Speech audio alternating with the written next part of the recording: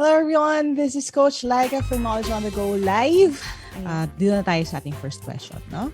Question number 1 natin. It's really simple. Okay, may clue na rin tayo dito. It is a graph used to show the relation of the parts to the whole and to each other. It is divided into sectors of varying categories. Okay, is it A, bar graph, B, line graph, C, pictograph, or D, pie graph? 20 seconds para sagutin. Okay? Anong klaseng graph ang dinidescribe natin? Ang clue natin dyan, it says parts to the whole and each other. Okay? And may sagot na sila Eliza, si Rhea, Charisse, and Liz joining us on Kumu today. At si Dudre, yan. May sagot na rin siya. Huwag kayong mahiya sumagot. Ang tamang sagot natin ay letter D, pie graph. Ang pie graph ay divided into sectors of varying sizes, iba-iba, at iba-iba rin ang categories. At ang isang buong pie graph ay nangangahulugan or nagsisymbolize sa one whole or in percentage terms, 100%. At ang bawat sector o slice o bahagi, parte ng ating pie graph. Okay, yan ang tawag dyan ay sector. Alright? Okay, so medyo nagigets na natin, okay, yun pala ibig sabihin nun, 100% yung buo, tapos each slice is a sector. For our next question, what's another name for a pie graph? Is it A, circle graph, B, histogram, C, pizza graph, or D, seismograph? And let us know in the comment section kung ano ang inyong sagot, ano ang other name for a pie graph. Okay? So again, welcome sa inyong lahat. Thank you for joining us. Elise, Paul, Eliza, our Christian, of course, perfect attendance, our Christian, Jervin. Yan. Ano po ang other name for a pie graph? Ang clue natin nandun sa mismong shape. The answer is letter A, circle graph. Ang pie graph at natawag din circle graph. Na merong mga medyo na-confuse, no? Kasi mukha naman talaga siyang pizza. Di ba? Pero ang tamang sagot po ay circle graph. Kung nagkamali kayo, that's perfectly fine. Again, this is a safe space for us to learn. Now you know something new. Di ba?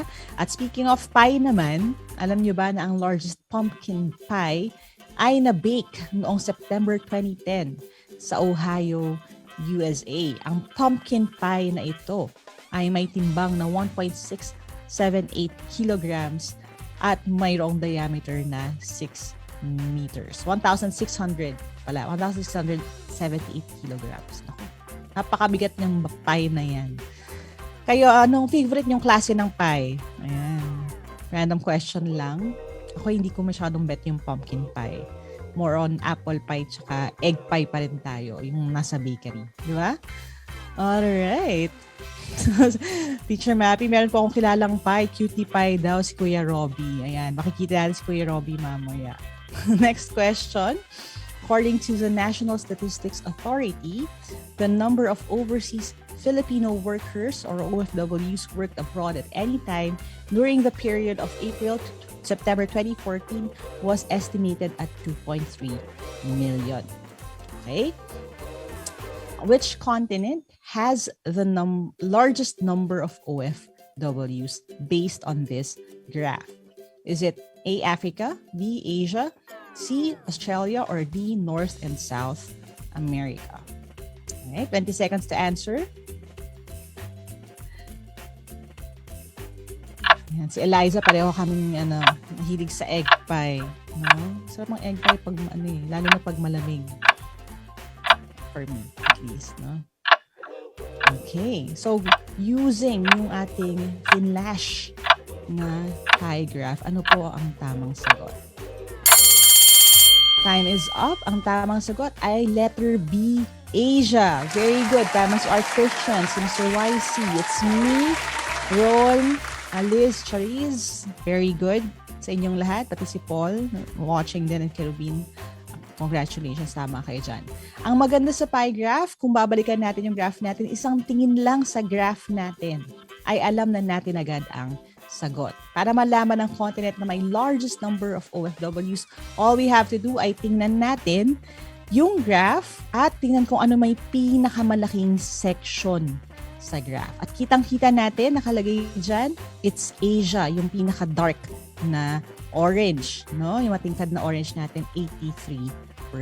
Now, speaking of OFWs, alam nyo ba na considered as modern-day Filipino heroes ang mga OFW dahil sa mga sakripisyo nila para makapag-provide sa kanilang mga pamilya. At syempre, booster din sila sa ating ekonomiya dahil nag-aambag ang mga OFW ng kanilang mga remittances. No?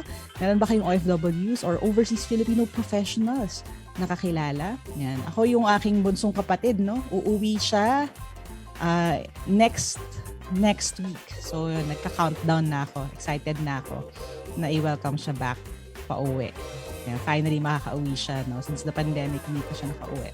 Now, next question natin, question number 4. Using the same circle graph kanina. Okay? What percent of OFWs are working in Australia? Is it A, 2%, B, 6%, C, 7%, or D, 100%? Okay? Using the same circle graph kanina. Okay? Anong percentage of OFWs working in Australia? Yan, mga sumasagot na. Pero pakita natin yung ating graph, no? Para meron kayong basis. Again, ang question, anong percent of OFWs are working in Australia? Tingnan ng maigi. Okay. Remember kung ano ibig sabihin ng bawat sector. Your time is up. At ang sagot ay letter A. 2%. Yan, tama si Russell. Ayun, tama sila. Very good. It's letter A. Para malaman ang sagot, titingnan natin yung circle graph natin. Hanapin natin kung aling sector ang nagre-represent ng Australia.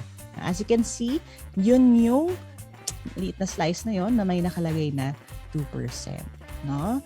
At yun yung number or percentage ng mga OFW na nagtatrabaho sa Australia. 2%. Very good. Now, for our fifth question, let's try a different circle graph naman. Ibang information yung gagamitin natin. Now, this circle graph shows the budget allocation of the Aguirre family. May nanonood ba sa atin na Aguirre? Or may kapamilyang Aguirre? Ayan. The family's monthly income is 10,000 pesos. Now, using that information, we will answer the following question. Okay? So, tinang maigi again. Total budget nila, 10,000 pesos. Now, our question number 5. Which item has the biggest allocation?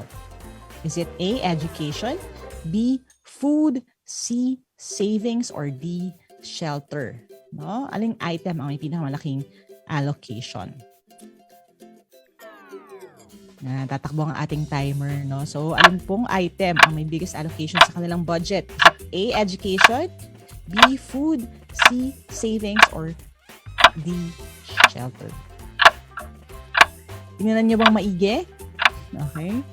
Ayan, may mga sumasagot na sa atin. Eliza, Laureen, Leonidas. May sagot na rin siya. Ang tamang sagot natin, letter B, food. Food po ang may pinakamalaking bahagi. No? Makikita natin sa graph na ang food ang may pinakamalaking allocation or area sa circle graph na pinakita natin kanina. Siya may pinakamalaking slice, kumbaga. Now, speaking of food, ano ba ang favorite food ninyo? Ayan. Let us know in the comments. Sa dessert, no? Kanina kasi pie, no? Pero ngayon, sa dessert, ano ang inyong favorite? Ayan. Mahilig ba kayo sa halo-halo? Okay, kung may kayo sa halo-halo, pwede kayo magpa-virtual halo-halo dyan, mga kumunizans natin. Yan, si Dudre daw, ice cream eh. Paulies naman, leche flan. Pareho rin yan na pagpampa-special ng halo-halo. No? And Russell, thank you for the gifts. Leonidas, thank you rin. I appreciate that. Again, all of those go towards mga project ng Knowledge Channel Foundation para sa mga guro at mag-aaral. So, salamat sa inyong padala. Yan, si Rowan daw, avocado cake. Hindi ko pa na-try yan ah. Naging interesado tayo dyan. Okay, next question natin. Same circle natin. Same circle graph ang gagamitin natin. Okay, so watch out for that. Thank you, Mr. YC. Ayan, how much is the budget allocated for food? Okay, it's the same graph again. Total budget 10,000. This time the question is how much is the budget allocated for food? Is it A, 1,000 pesos, B, 2,000 pesos, C, 2,500 pesos, or D, 3,000 pesos? Okay, your timer will start. Again hinahanap natin magkano ang budget allocated nila for food if the total is 10,000 pesos. So may konti na tayong challenge sa tanong na ito. We're not just reading the graph, we are using the information sa graph para makakuha tayo ng values. Okay? May onting difference tayo sa mga answers ng mga people participating, pero that's okay. Ang tamang sagot, letter D, 3,000 pesos. Okay? Now, paano natin nakuha? Yun ang mas importanteng tanongin. Again, no? Kahit nagkamali, okay lang yun. Importante matutuhan natin paano siya gagawin. Now, base doon sa graph natin, ang sabi nga natin, ang total monthly income ng Esguerra family is 10,000 pesos. Now, ang sabi doon sa ating pie graph, meron tayong 30% na allocation para sa food. So, ibig sabihin nun, kung yung buong bilog ay 10,000, 30% nung 10,000 na yon ay ginagastos nila sa pagkain. So, kung isosolve po natin yan, okay, gagamitin natin yung mga natutuhan natin about percentage, pwede natin hanapin kung ano ang 30% ng 10,000 pesos. Kung gagamitin natin yung ating formula, di ba, na percentage is equal to rate times base, no? We can just multiply 0.3 or 0.30, which is 30%, by 10,000, which is the total. Ang lalabas is 3,000. Okay? So, ibig sabihin nun, 3,000 ang budget ng Esguerra family for food. Alright? Ayan, pinakita pa ni Rosel at ni Art Christian ang kanilang solution. Very good. Tama po yan. Now, para sa ating next question, same graph, no? Gagamit natin yung na-review din natin from the previous question. This time, ang tanong natin, how much is the budget for savings? Savings ang hinahanap natin. Is it A, 500 pesos, B, 1,000 pesos, C, 1,500 pesos, or D, 15,000 pesos? Again, how much is their budget for savings? Okay, let's start the timer.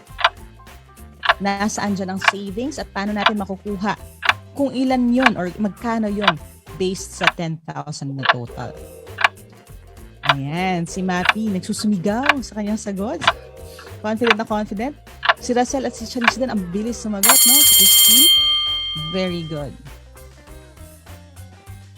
Ang tamang sagot ay 1,500. Ayan, paano po nangyari yun? Yan, may explanation na rin si Mappy at si Eliza sa ating chat. It's going to be 15% of 10,000.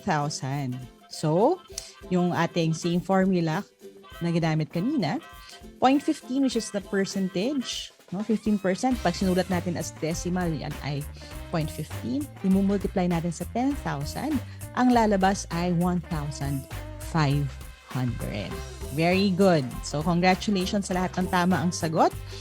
Yan, si Kerubin din tama at si Paul watching us, tama rin sila. So, congratulations sa inyo lahat. Yan, si Eliza, meron pa siyang solution. Very good. Okay. Now, next question natin, question number 8.